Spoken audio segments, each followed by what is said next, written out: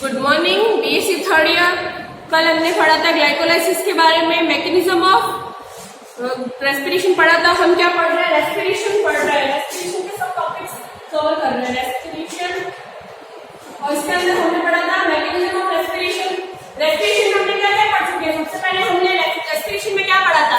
Respiration का हमने जो इक्वेशन थी वो पढ़ी थी कि भाई रेस्पिरेशन की इक्वेशन क्या होती है। ग्लूकोज का मॉलिक्यूल ऑक्सीजन से रिएक्ट करता है और कार्बन डाइऑक्साइड के अणु और जल को बाहर निकालता है और साथ में 686 किलो कैलोरी एनर्जी निकलती है।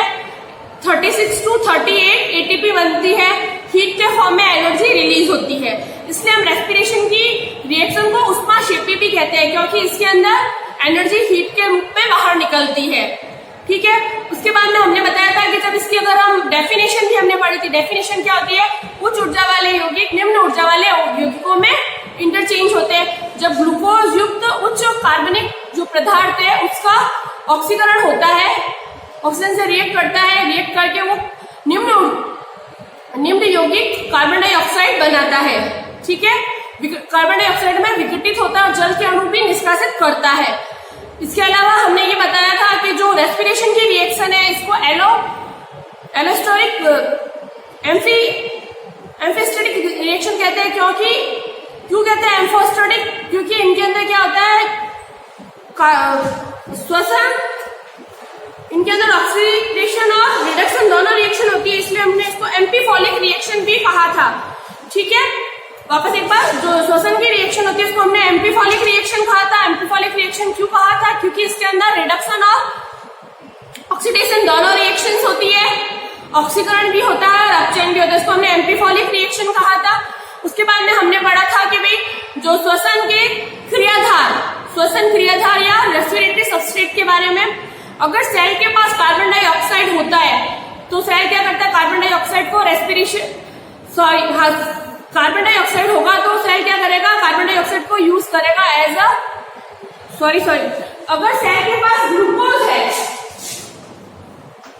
तो ग्लूकोज को यूज करेगा एज अ रेस्पिरेटरी सबस्ट्रेट। अगर ग्लूकोज नहीं है बॉडी में तो फैट को, और फैट नहीं है तो प्रोटीन को यूज करता है। जब ग्लूकोज और फैट के थ्रू फैट को as a respiratory substrate use किया जाता है तो ऐसे रेस्पिरेशन को बोलते हैं फ्लोटिंग रेस्पिरेशन। जब प्रोटीन को as a respiratory substrate use करते हैं रेस्पिरेशन में तो उस रेस्पिरेशन को कहा जाता है प्रोटोप्लाज्मिक या पेरिप्लाज्मिक रेस्पिरेशन। इसके लिए एक एक्सेप्शन है, जब सीड का जर्मिनेशन होता है तो उसमें क्या होता है? जो सीड जर्मिनेट होता है तो वो क्या करता है? रेस्पिरेशन के लिए प्रोटीन को यूज करता है। उसमें जो प्रोटीन होता है उसको यूज किया जाता है रेस्पिरेशन के अंदर। इसका मतलब रेस्पिरेटरी सबस्ट्रेट वहां प्रोटीन हो गया, फिर भी उस रेस्पिरेशन को नाम दिया जाता है फ्लोटिंग रेस्पिरेशन। और फ्लोटिंग रेस्पिरेशन होता कब है? जनरली फ्लोटिंग रेस्पिरेशन होता है जब बॉडी के अंदर कोई ऐसी डिजीज हो जाती है, तब प्रोटीन को as a respiratory substrate use किया जाता है, या फिर भूखमरी और अकाल के समय। ठीक है। आगे समझ में आता। फिर हमने पढ़ा था आगे टाइप्स ऑफ रेस्पिरेशन। दो टाइप की होती है, ऑक्सी श्वसन और अनऑक्सी श्वसन। Oxy respiration and anoxy respiration. Anaerobic and aerobic respiration. Aerobic को हमने डिटेल में हम बता चुके हैं कि भाई ऑक्सीजन यूज होती है, एनारोबिक में ऑक्सीजन यूज नहीं होती है। जो अनऑक्सी श्वसन होता है, अनऑक्सी श्वसन या एनारोबिक रेस्पिरेशन, उसके अंदर हमेशा as a respiratory substrate carbohydrate ही यूज किया जाता है। ठीक है। और यहाँ पे जो प्रोडक्ट के रूप में इथेनॉल बनता है, कार्बन डाइऑक्साइड बनता है, कुछ एसिड्स भी बनते हैं। ठीक है। और इसके अंदर जो अनऑक्सी श्वसन होता है उनमें केवल 56 किलो कैलोरी एनर्जी ही बनती है और हीट निकलती है। ठीक है। उसके बाद में हमने फर्मेंटेशन पढ़ा था। फर्मेंटेशन में हमने क्या 5 टाइप बताया था। फर्मेंटेशन जनरली अवायवीय अवस्था में होता है, ऑक्सीजन की अनुपस्थिति में होता है फर्मेंटेशन। हमने ये पढ़ा था। फिर उसको हमने बताया था 4-5 टाइप के। फर्स्ट हमने फर्मेंटेशन पढ़ा था एसिडिक अल्कोहलिक फर्मेंटेशन, जिसके अंदर अल्कोहल का फॉर्मेशन हो रहा था। उसके बाद में हमने पढ़ा था एसिडिक फर्मेंटेशन, जिसके अंदर एसिड का फॉर्मेशन हो रहा था। उसके बाद में थर्ड हमने पढ़ा था ब्यूटारिक एसिड फर्मेंटेशन, जिसके अंदर ब्यूटारिक एसिड का फॉर्मेशन हो रहा था। और फिर हमने पढ़ा था लैक्टिक एसिड फर्मेंटेशन, जिसके अंदर लैक्टिक एसिड का फॉर्मेशन हुआ था। उसके बाद में हमने स्टार्ट किया था structure of mitochondria. Structure of mitochondria में हमने माइटोकॉन्ड्रिया की पूरी स्ट्रक्चर के बारे में पढ़ा था। कि भाई स्ट्रक्चर कैसी होती है। माइटोकॉन्ड्रिया कोशिका के अंदर पाया जाने वाला दोहरी झिल्ली आयुक्त कोशिकांग होता है, जिसके ऊपर दोहरी झिल्ली होती है, डबल मेम्ब्रेन बाउंडेड ऑर्गेनल होता है। इसकी बाहरी झिल्ली को आउटर मेम्ब्रेन, बाहरी झिल्ली आउटर मेम्ब्रेन, अंदर वाली को इनर मेम्ब्रेन, और बीच का जो स्पेस होता है उसको बोलते हैं पेरिप्लाज्मिक स्पेस। इसके अंदर जो इनर मेम्ब्रेन होती है वो उसपे अंगुली नुमा प्रवध उपस्थित होते हैं, जिनके ऊपर कुछ बटन जैसी संरचनाएं होती है। तो अंगुली नुमा प्रवध को हमने क्रिस्टी नाम दिया था, और जो बटन जैसी संरचनाएं थी उन्हें हमने ऑक्सीसोम नाम दिया था। ठीक है, और यहाँ क्या होता है, जो ऑक्सीसोम होता है यहीं पर क्या होती है, इनर मेम्ब्रेन वाली रिएक्शन, यानी कि यहाँ पर क्या चलता है, इलेक्ट्रॉन ट्रांसपोर्ट चेन चलती है। ठीक है, और जो माइटोकॉन्ड्रिया के अंदर जो लिक्विड पार्ट होता है उसको हम बोलते हैं मैट्रिक्स। जैसे सेल के अंदर साइटोप्लाज्म होता है, वैसे माइटोकॉन्ड्रिया के अंदर मैट्रिक्स होता है, और क्लोरोप्लास्ट के अंदर स्ट्रोमा होता है। ठीक है, मैट्रिक्स के अंदर कौन सी रिएक्शन होती है, मैट्रिक्स के अंदर होती है क्रेब्स साइकिल। माइटोकॉन्ड्रिया की जो क्रेब्स साइकिल होती है वो हमेशा माइटोकॉन्ड्रिया के क्रेब्स साइकिल होती है माइटोकॉन्ड्रिया के मैट्रिक्स में। ठीक है, और माइटोकॉन्ड्रिया की पेरिप्लाज्मिक स्पेस में लिंक रिएक्शन होती है। माइटोकॉन्ड्रिया के पास खुद के 70s राइबोसोम्स होते हैं, खुद का डीएनए होता है, और माइटोकॉन्ड्रिया के अंदर जो एंजाइम्स होते हैं उनकी एक्टिविटी के लिए मैग्नीशियम आयन की जरूरत होती है, मैग्नीशियम आयन यूज होता है। ठीक है, उसके अलावा इनके अंदर क्या होता है, ये अपना खुद निर्माण कर सकता है। इसको सेल का इंजन भी कहा जाता है। ये सेमी ऑटोनोमस होता है, खुद का जनन खुद कर सकता है। एक माइटोकॉन्ड्रिया से दूसरा माइटोकॉन्ड्रिया खुद बना सकता है खुद का। इसको सेल का श्वसन अंग भी कहा जाता है। ये श्वसन संबंधी सभी एंजाइम इसके मैट्रिक्स में उपस्थित होते हैं। ठीक है, फिर हमने कल स्टार्ट किया था mechanism of respiration. Mechanism of respiration में हमने बताया था कौन कौन सी थी। फर्स्ट थी ग्लाइकोलाइसिस। ग्लाइकोलाइसिस हमेशा सेल के साइटोप्लाज्म में होती है। दूसरी थी हमारी लिंक रिएक्शन, ये हमेशा सेल के पेरिप्लाज्मिक स्पेस में होती है। पेरिप्लाज्मिक स्पेस का होता है माइटोकॉन्ड्रिया का पेरिप्लाज्मिक स्पेस। तो ये हमने कल बताया था, फर्स्ट बताया था हमने ग्लाइकोलाइसिस।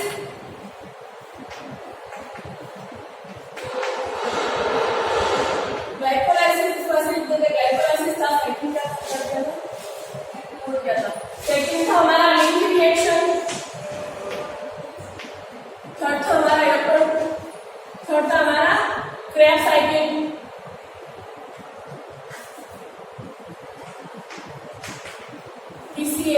क्रेब्स साइकिल, और लास्ट हमारा इलेक्ट्रॉन ट्रांसपोर्ट चेन या इलेक्ट्रॉन ट्रांसपोर्ट सिस्टम। ग्लाइकोलाइसिस का होता है साइटोप्लाज्म में।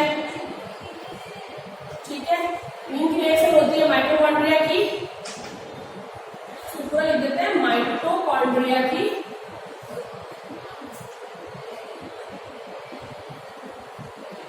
Periplasmic space.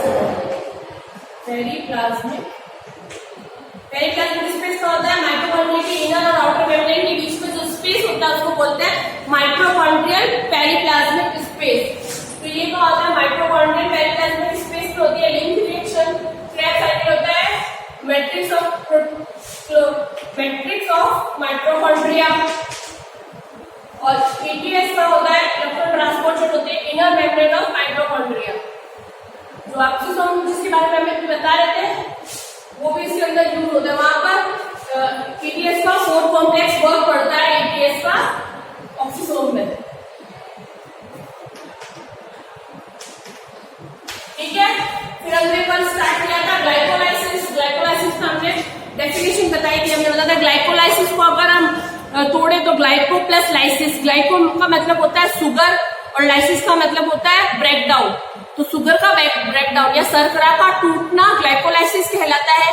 इसके अंदर क्या होता है, साइटोप्लाज्म के अंदर ये रिएक्शन होती है। जो ग्लूकोज का अणु होता है वो टूटकर 2 अणु पायरुविक एसिड, 3 कार्बन युक्त पायरुविक एसिड के बनाता है। ये पूरी रिएक्शन साइटोप्लाज्म में होती है। यह रिएक्शन 10 स्टेप्स में होती है, 10 चरणों में होती है। रैखिक अभिक्रिया एक के बाद एक ऐसे होती है। इनके अंदर हमने कल डिटेल में बताया था आपको। पहली रिएक्शन में क्या होता है, इसमें टोटल 2 NADP और 2 ATP बनते हैं। टोटल 8 ATP का फॉर्मेशन होता है। ठीक है, और इसके अंदर कुछ एंजाइम वर्क करते हैं, उसके बारे में हमने कल डिटेल में पढ़ा था। आज हम सिर्फ ग्लाइकोलाइसिस की एक बार रिएक्शन बताते हैं, उसके बाद में इसके कुछ इंपॉर्टेंट पॉइंट्स के बारे में पढ़ते हैं।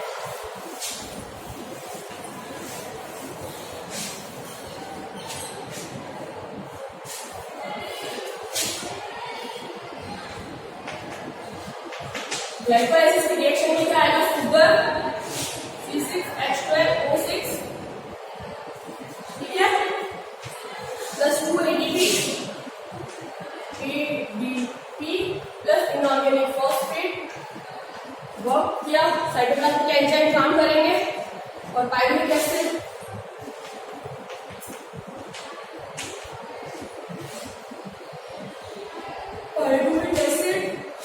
प्लस 2 ATP प्लस 2 NADPH2 बनते हैं और वर्क कौन करते हैं? साइटोप्लाज्मिक एंजाइम यहाँ वर्क करते हैं, साइटोप्लाज्मिक एंजाइम। साइटोप्लाज्म के अंदर साइटोप्लाज्म के शुगर का मॉलिक्यूल 2 ATP और इनऑर्गेनिक फॉस्फेट और NADP की प्लस में के प्रेजेंस में क्या करेगा? साइटोप्लाज्मिक एंजाइम से रिएक्ट करेगा। साइटोप्लाज्मिक एंजाइम के प्रेजेंस में ये सब रिएक्ट करके क्या बनाएंगे? पाइरुविक एसिड के 2 अणु का 2 ATP और 2 NADPH2, ठीक है। ये कितने कार्बन का होता है? 6 कार्बन का होता है, ये 3 कार्बन का होता है, ठीक है। ये ग्लाइकोलाइसिस की रिएक्शन है। आज हम पढ़ेंगे ग्लाइकोलाइसिस के अंदर एटीपी कैसे बनता है, कितने एटीपी बनता है, कैसे बनते हैं, ठीक है।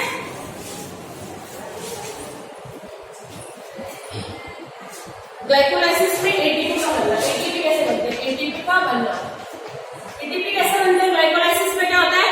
जो रेस्पिरेटरी सबस्ट्रेट होता है, जो सबस्ट्रेट होते हैं, सबस्ट्रेट के स्तर पर फॉस्फोराइलेशन की क्रिया, क्रियाधार स्तर पर फॉस्फोरिलीकरण की क्रिया द्वारा एटीपी बनेगी 4 ग्रुप में।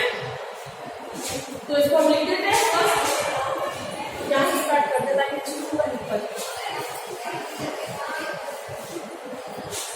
टॉपिक में चलता है ग्लाइकोलाइसिस।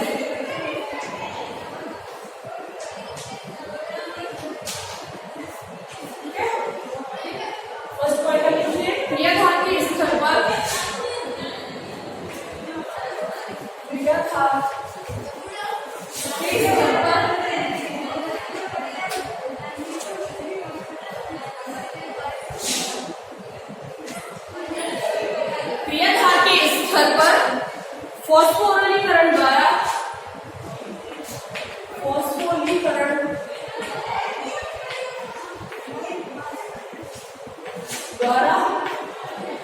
फॉस्फोरिलीकरण द्वारा एटीपी कितने बनेंगे? एटीपी वस्तु 4 एटीपी बनेंगे। ये कैसे होंगे? प्योर होंगे।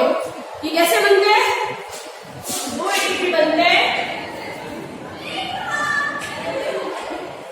2 एटीपी बनेंगे रिएक्शन नंबर 7 में और 2 एटीपी बनेंगे हमारे रिएक्शन नंबर 10 में।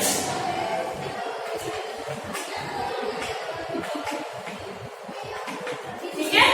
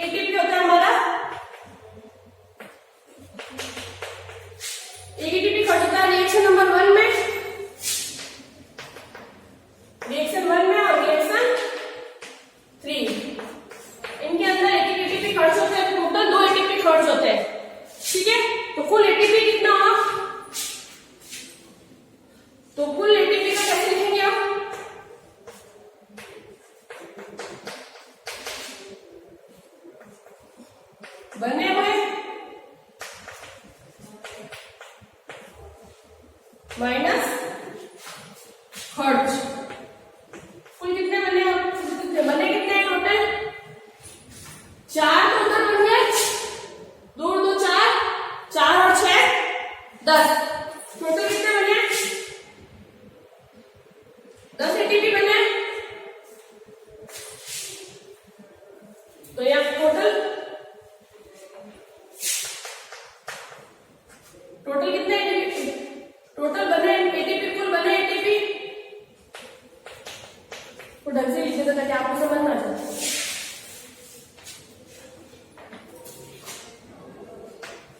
कुल बने एटीपी माइनस कुल खर्च एटीपी, कुल कितने बने बेटा गिनो 4 + 6 10, 4 + 6 10 और कुल खर्च कितना है 2, तो इसको लिख सकते हैं 10 - 2 इक्वल्स टू कुल कितने एटीपी बनेंगे, कुल एक ग्लाइकोलाइसिस रिएक्शन में 8 एटीपी बनेंगे। ठीक है,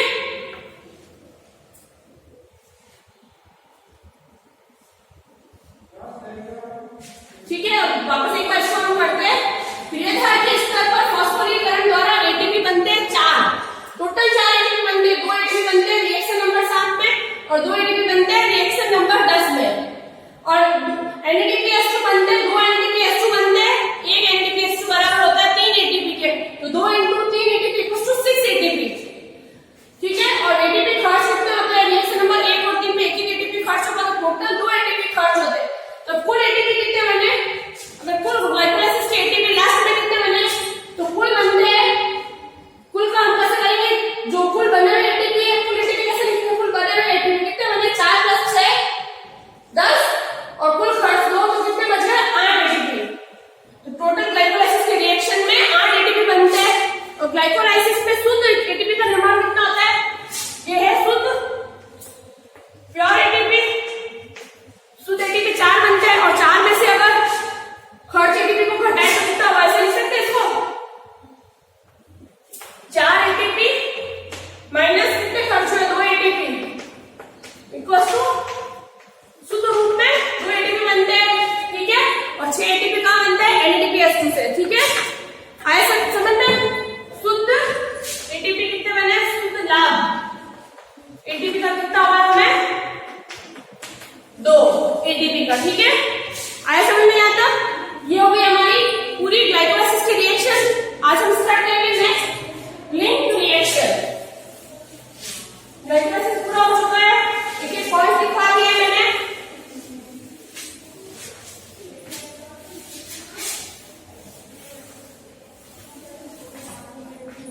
नेक्स्ट है हमारा लिंक रिएक्शन। कहाँ होती है लिंक रिएक्शन, इसको गेटवे रिएक्शन भी कहा जाता है। ये होती है पेरिप्लाज्मिक स्पेस ऑफ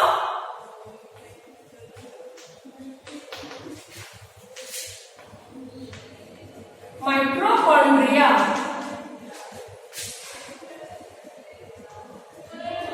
ठीक है, माइटोकॉन्ड्रिया के पेरिप्लाज्मिक स्पेस में होती है लिंक रिएक्शन। लिंक रिएक्शन कहाँ होती है, माइटोकॉन्ड्रिया के पेरिप्लाज्मिक स्पेस कौन सा होता है, मैं डायग्राम में ठीक से बता दूं। ये माइटोकॉन्ड्रिया का डायग्राम बना लो।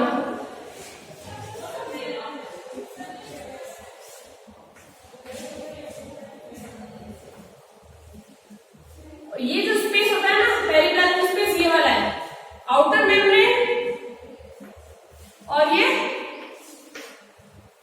इनर मेम्ब्रेन, दोनों के बीच का जो स्पेस होता है उसको बोलते हैं पेरिप्लाज्मिक स्पेस। यहाँ पे कौन सी रिएक्शन होती है, लिंक रिएक्शन। इसको बोलते हैं gateway reaction, acetyl coenzyme formation और ऑक्सीडेटिव। इसको लिख सकते हैं आगे कौन, इसको क्या क्या नाम है इसका नाम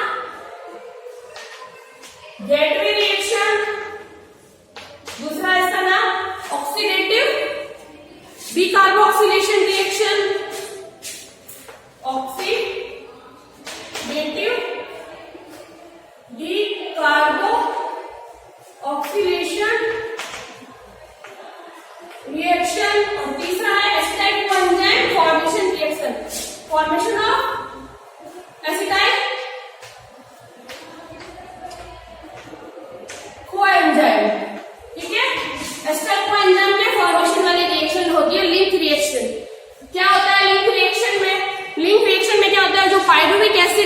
साइटोप्लाज्म में बनता है वो बनाता है आगे जाके एसिटाइल कोएंजाइम।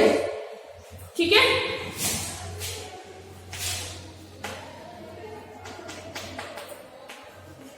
ग्लाइकोलाइसिस के थ्रू जो पायरुविक एसिड बना है वो आगे जाके क्या बनेगा, एसिटाइल कोएंजाइम। ठीक है, आया समझ में? इसका मतलब एक तरह से देखा जाए तो लिंक रिएक्शन क्या करे, ग्लाइकोलाइसिस और जो माइटोकॉन्ड्रिया के अंदर मैट्रिक्स में जो क्रेब्स साइकिल होती है उसको जोड़ने का काम करता है। इसीलिए इसको लिंक रिएक्शन क्यों कहते हैं, क्योंकि ये ग्लाइकोलाइसिस और क्रेब्स साइकिल को जोड़ने का कार्य करता है। ये क्या करता है, साइटोप्लाज्म में जो ग्लाइकोलाइसिस के थ्रू पायरुविक एसिड बनता है उसको एसिटाइल कोएंजाइम में कन्वर्ट करता है। एसिटाइल कोएंजाइम किसको भेजता है, या भेजता है क्रेब्स साइकिल को। ठीक है,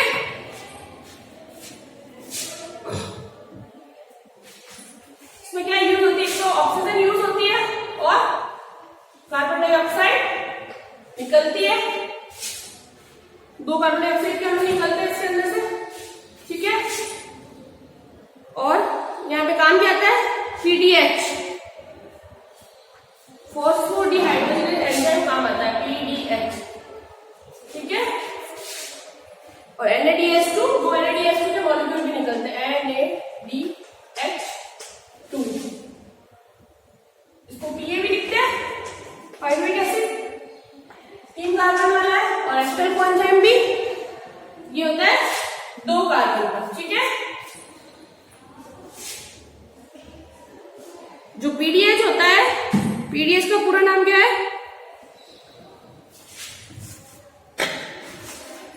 इसके अंदर एंजाइम काम आता है पीडीएच, फॉस्फोडिहाइड्रोजिनेज एंजाइम। ठीक है, पायरुवेट डिहाइड्रोजिनेज, पीडीएच का नाम क्या है पूरा। और जो पीडीएच होता है उसके 5 घटक होते हैं, बाकी इसको थोड़ा डिटेल में करते हैं हम पीडीएच को। इसका पूरा नाम लिख देते हैं, phospho pyruvate dehydrogenase, pyruvate dehydrogenase. ठीक है, वो क्या है, लिंक रिएक्शन में क्या होता है, जो साइटोप्लाज्म के ग्लाइकोलाइसिस के अंदर जो पायरुविक एसिड बन रहा है, पायरुविक एसिड के जो 2 अणु बन रहे हैं, वो पायरुविक एसिड के 2 अणु क्या करेंगे, पायरुवेट डिहाइड्रोजिनेज एंजाइम से रिएक्ट करके ऑक्सीजन से रिएक्ट करेंगे, और पायरुवेट डिहाइड्रोजिनेज एंजाइम की प्रेजेंस में ऑक्सीजन से रिएक्ट कर रहे हैं और पायरुवेट डिहाइड्रोजिनेज की प्रेजेंस में क्या करेंगे, एसिटाइल कोएंजाइम और 2 कार्बन डाइऑक्साइड के अणु को बाहर निकालेंगे। ठीक है, इसी कितने अणु होते हैं, 2 अणु। ठीक है, आए समझना, 2 कार्बन एसिटाइल कोएंजाइम बनाएंगे, और ये जो हमारा 2 कार्बन डाइऑक्साइड के अणु निकलता है, ये जो हमारा पायरुवेट डिहाइड्रोजिनेज होता है वो कितने, उसमें टोटल 5 घटक होते हैं। ठीक है,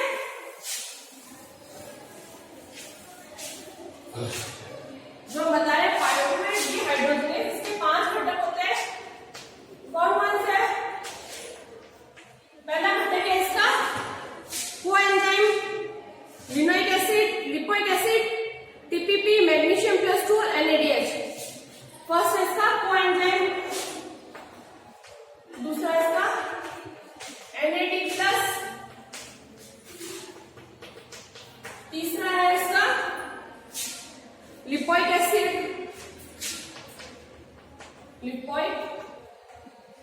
LA, बोलते हैं LA।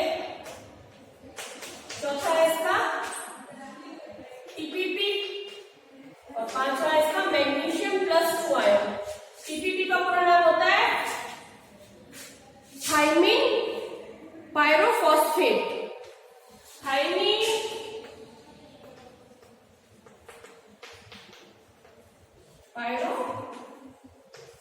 पायरोफॉस्फेट, और थायमिन पायरोफॉस्फेट क्या है, विटामिन, थायमिन क्या होता है, विटामिन B1 तो बोलते हैं थायमिन।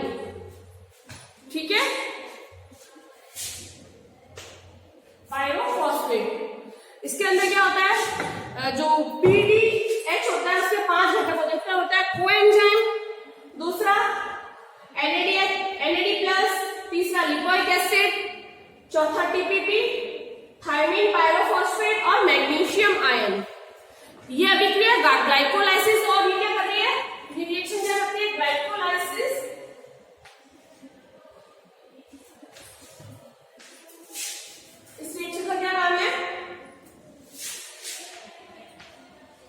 ग्लाइकोलाइसिस व क्रेब्स साइकिल को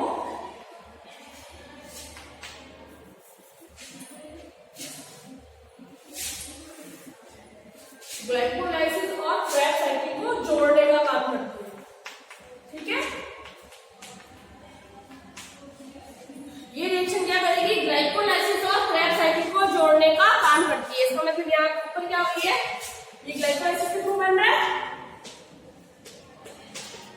प्राइमरी एसिड ग्लाइकोलाइसिस के थ्रू बन रहा है, और स्टेप 1 किसके अंदर काम आएगा, क्रेब्स साइकिल में। ठीक है, तो ये क्या कर रही है, ग्लाइकोलाइसिस और क्रेब्स साइकिल को जोड़ने का काम करती है। ये रिएक्शन क्या करेगी, इसीलिए इसको हम क्या बोलते हैं, लिंक रिएक्शन या गेटवे रिएक्शन। अगर आपको पूछ ले कि भाई ये रिएक्शन, इसको लिंक रिएक्शन गेटवे रिएक्शन क्यों कहते हैं, क्योंकि ये क्या करते हैं, ग्लाइकोलाइसिस और क्रेब्स साइकिल को जोड़ने का कार्य। श्वसन की ये पहली अभिक्रिया है जिसमें ऑक्सीजन काम आती है तथा कार्बन डाइऑक्साइड यूज आती है, इसीलिए इसको हम ऑक्सीडेटिव डिकार्बोक्सिलेशन, दूसरा नाम हमने पढ़ा था ऑक्सीडेटिव डिकार्बोक्सिलेशन क्यों कहते हैं, क्योंकि श्वसन की ये पहली रिएक्शन है, इसको क्या बोलते हैं, ऑक्सीडेटिव डिकार्बोक्सिलेशन। इस रिएक्शन का एक और नाम है, इस रिएक्शन को हम बोलते हैं ऑक्सीडेटिव डिकार्बोक्सिलेशन। इसको ऑक्सीडेटिव डिकार्बोक्सिलेशन क्यों कहते हैं, क्योंकि श्वसन की ही पहली लिंक रिएक्शन है जिसके अंदर जो ऑक्सीजन को यूज किया जाता है और कार्बन डाइऑक्साइड निकलती है, इसको बोलते हैं ऑक्सीडेटिव डिकार्बोक्सिलेशन। इस अभिक्रिया में यह कहते हैं कि ये जो लिंक रिएक्शन है, यही एक ऐसी रिएक्शन है, श्वसन की यह एक ऐसी अभिक्रिया है जिसके अंदर ऑक्सीजन को यूज किया जाता है और कार्बन डाइऑक्साइड को रिमूव किया जाता है या मुक्त किया जाता है, बाहर निकाला जाता है, इसलिए इसको बोलते हैं ऑक्सीडेटिव डिकार्बोक्सिलेशन। यह कहाँ होती है, यह होती है माइटोकॉन्ड्रिया की पेरिप्लाज्मिक स्पेस में। यह अभिक्रिया होलो एंजाइम पीडीएस द्वारा, ये जो एंजाइम इसमें बहुत सारे घटक होता है, तो इस एंजाइम को हम क्या कह सकते हैं, होलो एंजाइम, क्योंकि होलो एंजाइम के अंदर बहुत सारे घटक होते हैं, क्योंकि इसमें पीडीएस एक होलो एंजाइम है, पायरुवेट डिहाइड्रोजनेज एक होलो एंजाइम, इसके 5 घटक होते हैं। कौन कौन से, coenzyme, NAD+, lipoic acid, thiamine, pyrophosphate और मैग्नीशियम आयन। लिंक रिएक्शन का उत्पाद के रूप में 2 कार्बन युक्त एसिटाइल कोएंजाइम बनता है, जो कि कार्बोहाइड्रेट उपापचय व वसा उपापचय के बीच का कनेक्टिव लिंक होता है। ये क्या है, कार्बोहाइड्रेट व वसा के ये जो एसिटाइल कोएंजाइम क्या है, कार्बोहाइड्रेट उपापचय मेटाबॉलिज्म व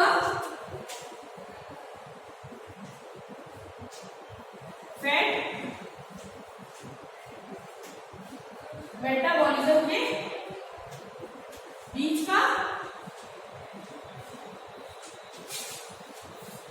का क्या होता है, ये बीच की कनेक्टिव लिंक है।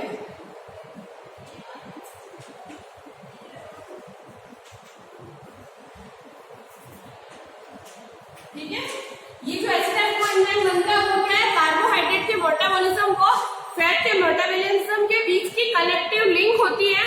ठीक है, लिंक रिएक्शन का जो उत्पाद होता है, लिंक रिएक्शन का उत्पाद क्या है, एसिटाइल कोएंजाइम।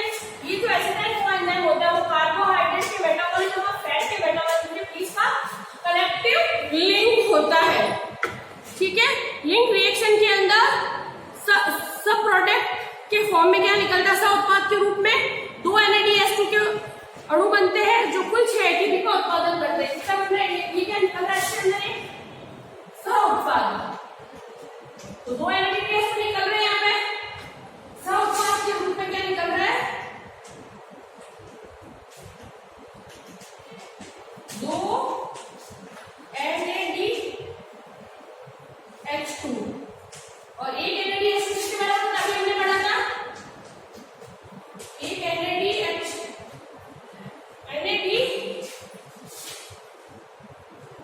किसके बराबर होता है, हमारे 3 ATP के, तो 2 NADH इसका मतलब टोटल इसके अंदर 6 ATP बनते हैं। ठीक है, आया समझ में? 6 एटीपी का उत्पादन होता है। जो लिंक रिएक्शन होती है उसके अंदर टोटल 2 NADH2 बनते हैं और एक NADH2 3 एटीपी के बराबर हुआ तो 2 × 3 6 हो गया। तो टोटल 6 एटीपी का इस रिएक्शन में उत्पादन होता है। ठीक है, आया समझ में यहाँ तक आपको?